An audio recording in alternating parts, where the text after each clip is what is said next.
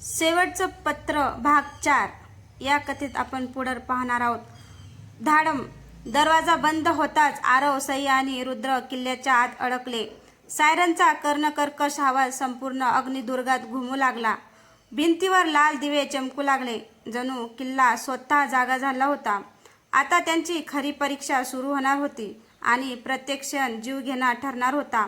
दरवाजाकडे धावत जाऊन आरवने पूर्ण ताकदीने तो ढकलला, पण दरवाजा हललाही नाही. कोणीतरी बाहेरून लॉक केलंय, तो ओरडला. सईने घाबरलेल्या नजरेने आजूबाजूला पाहिलं. लाल दिव्यांच्या चमकत्या प्रकाशात किल्ल्याच्या भिंतीवर विचित्र सावल्या नाचत होत्या. तेवढ्या संपूर्ण किल्ल्यात एक यांत्रिक आवाज घुमला. सुरक्षा प्रणाली सक्रिय झाली आहे. घुसखोरांना 10 मिनिटात निष्प्रभ केले जाईल. क्षणभर तिघेही एकमेकांकडे पाहत राहिले. रुद्राच्या चेहऱ्यावर प्रथमच काळजी स्पष्ट दिसत होती. आपल्याकडे फक्त 10 मिनिटे आहेत, नाहीतर हा किल्लाच आपली कबर बनेल. आणि त्या क्षणी त्यांच्या समोरची दगडी भिंत हळूहळू सरकू लागली. तिच्या मागे एक काळाकुट्ट गुप्त मार्ग उघडत होता. गुप्त मार्ग उघडताच आतून थंडगार वाऱ्यांचा जोरदार झोत बाहेर आला. हा मार्ग कुठे जातोय? सईने कुजबुजत विचारलं. रुद्रनी टॉर्च लावली. समोर दगडी पायऱ्या खाली खोल अंधारात उतरून जात होत्या. भिंतीवर जुन्या काळातील विचित्र चिन्हे कोरलेली होती. वेळ नाही, इथूनच जावं लागेल, आरव म्हणाला. तिघेही सावधपणे खाली उतरू लागले. मागून सायरनचा आवाज आणखी तीव्र होत होता. अचानक सईच्या पायाखालची एक दगडी फरशी दाबली गेली. टक! क्षणातच भिंतीमधून असंख्य विषारी बाण वेगाने त्यांच्या दिशेने झेपावले. आरवने क्षणाचाही विलंब न करता सईचा हात पकडला आणि तिला जोरात खाली ओढलं. विषारी बाण त्यांच्या डोक्यावरून वेगाने पुढे गेले आणि समोरील दगडी भिंतीत घुसले. सगळे खाली वाका, रुद्र ओरडला. काही क्षणांनी बाणांचा मारा थांबला. तिघांनी सुटकेचा निश्वास टाकला, पण त्यांच्या समोरचं दृश्य पाहून ते पुन्हा स्तब्ध झाले. मार्गाच्या शेवटी एक विशाल दालन होतं. दालनाच्या मध्यभागी काळ्या दगडाची एक प्राचीन पेटी ठेवलेली होती आणि त्या पेटीभोवती जमिनीवर रक्ताने काढलेले एक गूढ चिन्ह चमकत होतं. सईने हळू आवाजात विचारलं, ही तीच पेटी आहे का ज्यासाठी इतका सगळा खेळ सुरू आहे? रुद्र उत्तर देणार इतक्यात पेटीचं झाकण आपोआप हळूहळू उघडू लागलं. आतून कोणीतरी मंद आवाजात कुजबुजलं, शेवटी तुम्ही आलात. आणि तिघांच्या अंगावर अक्षरशः काटा आला. पेटीतून येणारा आवाज ऐकताच तिघेही काही क्षण जागच्या जागी थिजले. आरवने टॉर्चचा प्रकाश पेटीकडे वळवला, पण पेटी रिकामी होती. मग आवाज कुठून आला? सईचा आवाज थरथरत होता. तेवढ्या संपूर्ण दालनात मंद हास्य घुमलं. हा हा हा. रुद्रने भिंतीकडे लक्ष दिलं. एका कोपऱ्यातील दगडी मूर्तीचे डोळे लाल रंगाचे चमकू लागले होते. अचानक मूर्ती हळूहळू सरकली आणि तिच्या मागे एक गुप्त कक्ष उघडला. त्या अंधाऱ्या कक्षातून काळा झगा घातलेली एक रहस्यमय व्यक्ती बाहेर आली. तिचा चेहरा पूर्णपणे मुखवट्याने झाकलेला होता. ती शांतपणे म्हणाली, तुम्ही शोधत होता ती पेटी नव्हे, तर तिच्यात लपलेलं सत्य. हे ऐकताच रुद्रचा चेहरा पटकन बदलला. तो आश्चर्याने ओरडला, नाही, तू इथे कसा? मुखवटाधारी व्यक्ती हलकेच हसली, कारण हा खेळ मीच सुरू केला होता. मुखवटाधारी व्यक्तीचं वाक्य ऐकताच दालनात काही क्षण शांतता पसरली. तू कोण आहेस? आरवने कठोर आवाजात विचारलं. त्या व्यक्तीने हळूहळू आपला मुखवटा काढला. चेहरा दिसताच रुद्र 2 पावल मागे सरकला. अशक्य! त्याच्या तोंडून शब्द फुटले.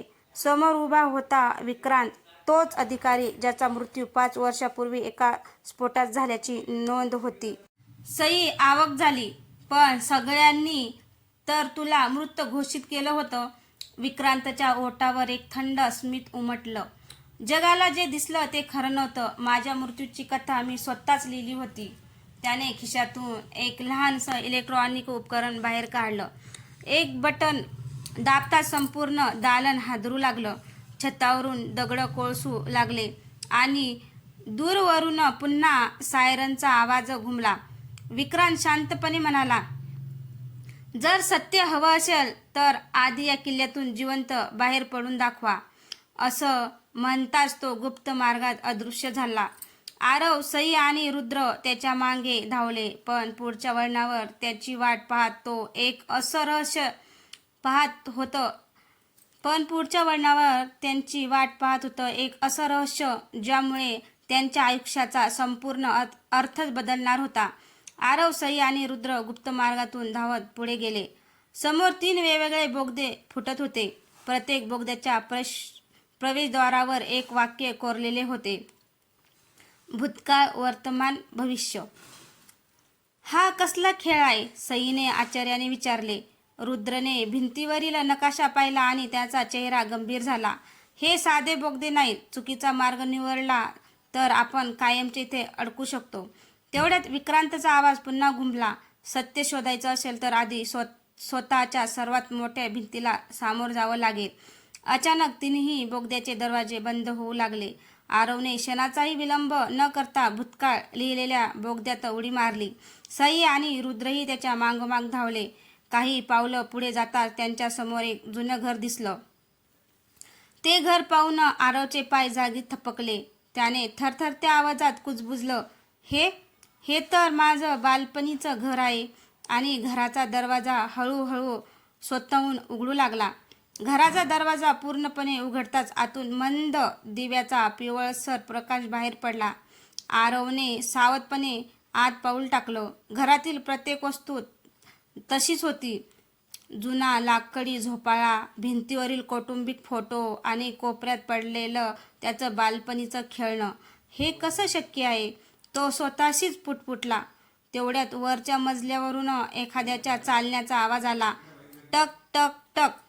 सई आणि रुद्रने टॉर्चचा प्रकाश जिन्याकडे वळवला. हळूहळू एक लहान मुलगा जिना उतरून खाली आला. तो मुलगा पाहताच आरवच्या डोळ्यात अश्रू आले. कारण तो मुलगा दुसरा कोणी नसून लहानपणीचा आरव होता. लहान आरवने त्याच्याकडे पाहून शांतपणे विचारलं, तू मला त्या दिवशी एकटं का सोडलंस? तो प्रश्न ऐकताच आरवचा श्वास अडकला. कारण हा प्रश्न त्याच्या आयुष्यातील सर्वात मोठ्या अपराधाशी जोडलेला होता, ज्याचं सत्य त्याने आजवर कोणालाच सांगितलं नव्हतं. आणि त्या क्षणी घराच्या सर्व खिडक्या जोरात आपटल्या. धाड धाड धाड. संपूर्ण घर पुन्हा अंधारात बुडालं. अंधार इतका दाट होता की स्वतःचा हातही दिसत नव्हता. सईने थरथरत्या हाताने टॉर्च पुन्हा सुरू केली. प्रकाश पडताच लहान आरव तेथे नव्हताच. त्याच्या जागी जमिनीवर एक जुनी धूळ भरलेली डायरी पडलेली होती. आरवने ती उचलली. मुखपृष्ठावर मोठ्या अक्षरात लिहिलं होतं, सत्य लपवणाऱ्याला क्षमा नसते. त्याने थरथरत्या हाताने डायरी उघडली. पहिल्याच पानावर एक तारीख होती, 15 ऑगस्ट 2011. आणि खाली एक वाक्य, आज जे घडलं त्याला मीच जबाबदार आहे. आरवच्या चेहऱ्याचा रंग उडाला. नाही, ही डायरी इथे असूच शकत नाही. रुद्रने ती त्याच्या हातातून घेतली. पुढचं पान उघडताच तिघेही स्तब्ध झाले. त्या पानावर एका मुलाचा फोटो चिटकवलेला होता आणि त्या फोटोखाली लाल शाईत लिहिलेलं होतं, हा मुलगा अजून जिवंत आहे आणि तोच विक्रांतचा सर्वात मोठा शत्रू आहे. अचानक मागून कोणीतरी जोरात टाळी वाजवली. तिघांनी मागे वळून पाहिलं. दारात विक्रांत उभा होता. त्याच्या चेहऱ्यावर एक गूढ हसू होतं. तो शांतपणे म्हणाला, शेवटी तुला तुझ्या भूतकाळाची पहिली किल्ली मिळाली. आरव, पण अजून 2 किल्ल्या उघडायच्या बाकी आहेत. हे बोलून त्याने हातातील रिमोटचं बटन दाबलं आणि संपूर्ण घर जमिनीत हळूहळू गडप होऊ लागलं. घर जमिनीत गडप होत असताना आरवने क्षणार्धात सईचा हात धरला आणि तिघेही बाहेरच्या दिशेने धावले. अगदी शेवटच्या क्षणी त्यांनी उडी मारली. संपूर्ण घर जमिनीत अदृश्य झालं. समोर आता एक विशाल दगडी सभागृह उभं होतं. सभागृहाच्या मध्यभागी 3 उंच स्तंभ होते. प्रत्येक स्तंभावर एकच शब्द कोरलेला होता, विश्वास, त्याग, सत्य. स्तंभावर एकच शब्द कोरलेला होता, विश्वास, त्याग, सत्य. विक्रांतचा आवाज पुन्हा घुमला. या तिन्हीपैकी एकच मार्ग तुम्हाला बाहेर नेईल, पण चुकीची निवड केली तर अग्निदुर्ग कायमचा तुमचं थंडक बनेल. सईने आजूबाजूला पाहिलं. तिला प्रत्येक स्तंभाच्या पायथ्याशी वेगवेगळ्या रंगाचं एक चिन्ह दिसलं. रुद्र अचानक थपकला. हे चिन्ह मी याआधी पाहिलं आहे. कुठे? आरवने विचारले. रुद्रने खोल श्वास घेतला. त्या गुप्त संस्थेच्या फाईलमध्ये, जिथे विक्रांतचं खरं नाव लिहिलं होतं. क्षणात सभागृहात शांतता पसरली. आरवने रुद्रकडे पाहिलं. म्हणजे विक्रांत हे त्याचं खरं नावच नाही? रुद्रने मान हलवली. नाही, आणि त्याचं खरं नाव समजलं तर या संपूर्ण कथामागचा सूत्रधार कोण आहे हेही समजेल. तेवढ्यात मधल्या सत्य लिहिलेल्या स्तंभावर एक लपलेला कप्पा उघडला. त्यातून एक जुना लिफाफा खाली पडला.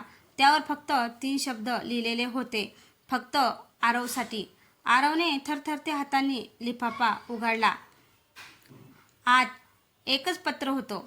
त्याने पहिली ओळ वाचताच त्याच्या चेहऱ्याचा रंग उडाला. आरव, हे पत्र जर तुझ्या हातात आलं असेल तर यांचा अर्थ मी जिवंत नाही किंवा मला जगापासून लपून राहावं लागलं आहे. पत्राच्या शेवटी सही होती. बाबा. आरवच्या डोळ्यात अश्रू दाटले. हे अशक्य आहे. तो पुटपुटला. माझे बाबा तर 15 वर्षापूर्वी अपघातात गेले होते. सईने शांतपणे विचारले. मग हे पत्र कुणी लिहिलं? तेवढ्यात रुद्रने पत्राच्या मागील बाजूकडे पाहिलं. तिथे एक नकाशा आणि 4 अंक लिहिलेले होते. 7291. हे एखादा लॉकचा कोड असावा, रुद्र म्हणाला. आरवने ते अंक समोरच्या दगडी स्तंभावर असलेल्या कुलपात टाकले. टक टक टक क्लिक. जोरदार आवाज करत दगडी भिंत 2 भागात सरकली. भिंतीच्या मागे एक गुप्त नियंत्रण कक्ष होतं. तिथे धुळीने झाकलेले अनेक संगणक नकाशे आणि मध्यभागी एक मोठी स्क्रीन होती.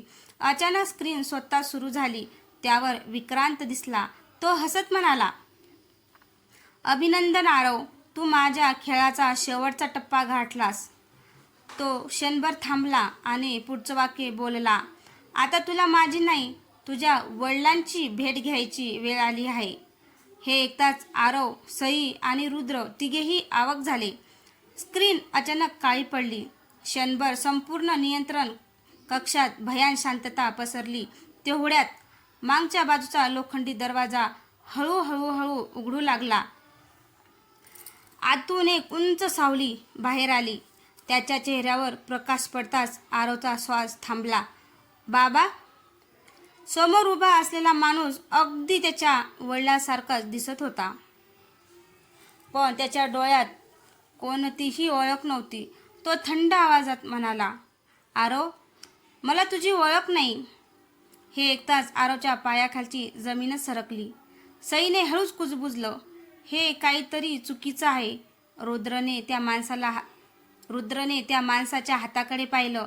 त्याच्या मनगटावर एक काळा धातूंचा बँड होता, ज्यावर एक चिन्ह कोरलेलं होतं. रुद्रचा चेहरा गंभीर झाला. हा इन्फिनिटी प्रोजेक्टचा कंट्रोल बँड आहे. म्हणजे याच्या आठवणी कृत्रिमरित्या बदलत्या गेल्या आहेत. तेवढ्या तो माणूस वेदनेने डोकं पकडून खाली बसला. त्याच्या तोंडून एकच शब्द बाहेर पडला, पळा. आणि त्या क्षणी संपूर्ण कक्ष लाल प्रकाशाने उजळून निघाला. स्पीकरवर विक्रांतचा आवाज घुमला. प्रोजेक्ट इन्फिनिटी सक्रिय झाला आहे. 30 सेकंदात संपूर्ण नियंत्रण कक्ष नष्ट केला जाईल. आरवने एक क्षणही न दवडता आपल्या वडिलांचा हात धरला. यावेळी मी तुम्हाला पुन्हा गमावणार नाही. चौघेही बाहेरच्या दिशेने धावू लागले. पण त्यांच्या समोरचा एकमेव बाहेरचा दरवाजा हळूहळू बंद होऊ लागला. दरवाजा बंद होण्यासाठी अवघे 10 सेकंद शिल्लक होते. धावा, रुद्र ओरडला. आरवने आपल्या वडिलांना खांद्याचा आधार दिला, तर सई पुढे जाऊन मार्ग मोकळा करत होती. 9, 8, 7. स्पीकरवरील उलटी गणना सुरूच होती. अचानक छताचा एक मोठा लोखंडी तुकडा खाली कोसळला आणि मार्ग पूर्णपणे बंद झाला. आता काय? सई घाबरून म्हणाली. रुद्रने आजूबाजूला पाहिलं आणि भिंतीवर एक लपलेले नियंत्रण पॅनल दिसलं. त्याने पटकन त्यावरील वायर जोडल्या. 4-5 पॅनल सुरू झालं, पण स्क्रीनवर एक संदेश चमकला. बायोमेट्रिक पडताळणी आवश्यक. आरवच्या वडिलांनी थरथरत्या हाताने पॅनेलला स्पर्श केला. भिंत बाजूला सरकली आणि एक गुप्त बाहेरचा मार्ग उघडला. चौघेही जीवांच्या आकाताने त्या मार्गाने धावू लागले. त्यांच्या मागे भीषण स्फोट झाला. धाडकन संपूर्ण नियंत्रण कक्ष उद्ध्वस्त झाला. काही क्षणांनी ते एका डोंगराच्या कड्यावर येऊन थांबले. समोर उगवत्या सूर्याचा प्रकाश पसरला होता. आरवने सुटकेचा निश्वास टाकला, पण त्याच वेळी त्याच्या वडिलांनी खिशातून एक छोटी धातूची चिप काढून त्याच्या हातात ठेवली. ही खरी फाईल आहे, ते हळू आवाजात म्हणाले. यात इन्फिनिटी प्रोजेक्टचं संपूर्ण सत्य आहे, पण सावध रहा. का? त्याच्या डोळ्यात भीती दाटली. कारण विक्रांत हा या खेळाचा शेवटचा शत्रू नाही. तेवढ्या दूर डोंगरावर एक काळी हेलिकॉप्टर उभी दिसली. त्यातून एक व्यक्ती खाली उतरली. त्या व्यक्तीने शांतपणे टाळी वाजवली आणि म्हणाली, विक्रांतने आपलं काम चोख केलं, आता पुढचा डाव मी खेळणार. आरवने त्या अनोळखी व्यक्तीकडे पाहिले आणि त्याच्या हातातील चिप अचानक लाल रंगाने चमकू लागली. काळ्या हेलिकॉप्टरमधून उतरलेली व्यक्ती संत पावलांनी त्याच्या दिशेने चालू लागली. सूर्यकिरण तिच्या चेहऱ्यावर पडताच सई दचकली. ही तर रुद्रने तिचं वाक्य पूर्ण केले. डॉक्टर अनया देशमुख? आरवने आश्चर्याने विचारले. तुम्ही तिला ओळखता? रुद्रने मान हलवली. देशातील सर्वात बुद्धिमान न्यूरोसायंटिस्ट पण 5 वर्षापूर्वी अचानक बेपत्ता झाल्या. सगळ्यांना वाटलं त्यांचं अपहरण झालं. डॉक्टर अनया हलकसं हसल्या. अपहरण नाही, मी स्वतः गायब झाले होते. त्यांनी आरवच्या हातातील चमकणाऱ्या चिपकडे पाहिलं. ती चिप मला द्या, नाहीतर तिच्यातील डेटा स्वतःच नष्ट होईल. आरवने चिप घट्ट मुठीत पकडली. आधी सत्य सांगा. अनया काही क्षण शांत राहिली. मग त्या म्हणाल्या, तुझ्या वडिलांनी इन्फिनिटी प्रोजेक्ट तयार केला नव्हता. ते तो थांबवण्याचा प्रयत्न करत होते. हे ऐकताच आरवच्या वडिलांनी मान खाली घातली. मी उशीर केला आणि विक्रांतने माझ्या संशोधनाचा गैरवापर केला. अचानक आरवच्या हातातील चिपमधून निळ्या रंगाचा प्रकाश बाहेर पडला. हवेत एक त्रिमितीय नकाशा तयार झाला. त्या नकाशावर भारतातील 7 वेगवेगळ्या ठिकाणी लाल बिंदू चमकत होते. डॉक्टर अनया गंभीर आवाजात म्हणाल्या, हे 7 केंद्र सक्रिय झाले तर लाखो लोकांच्या स्मृतीवर नियंत्रण मिळवता येईल. रुद्रने आश्चर्याने विचारले, म्हणजे हा खेळ अजून संपलेलाच नाही? तेवढ्यात हेलिकॉप्टरच्या वायरलेसवर संदेश आला. ऑपरेशन फिनिक्स सुरू झालं आहे. लक्ष आरव. डॉक्टर अनयाच्या चेहऱ्यावरचं शांत स्मित नाहीसं झालं. त्या ओरडल्या, सगळे खाली वाका. आणि त्या क्षणी डोंगरावर गोळीबार सुरू झाला. गोळ्यांचा वर्षाव सुरू होताच चौघेही मोठ्या दगडामागे आडोशाला गेले. ठक ठक ठक गोळ्या दगडावर आदळून ठिणग्या उडत होत्या. आपल्याला इथून लगेच निघावं लागेल. रुद्र ओरडला. डॉक्टर अनयानी हेलिकॉप्टरकडे पाहिलं आणि शांतपणे म्हणाल्या, ते आपल्याला जिवंत पकडण्यासाठी आले आहेत, कारण चिप अजूनही आरवकडे आहे. आरवने चिप खिशात ठेवली. ही कोणाच्याही हातात जाणार नाही. तेवढा त्याच्या वडिलांनी दूरवर बोट दाखवलं. डोंगराच्या कडेला एक अरुंद बोगदा दिसत होता. तो जुना लष्करी मार्ग आहे. तोच आपला एकमेव बचावाचा रस्ता आहे. सगळे त्या दिशेने धावू लागले. मागून काळ्या पोशाखातील सैनिक त्याचा पाठलाग करत होते. बोगद्याच्या तोंडाशी पोहोचताच आरवने मागे वळून पाहिलं. सर्वात पुढे धावणाऱ्या सैनिकाने आपला मुखवटा काढला होता.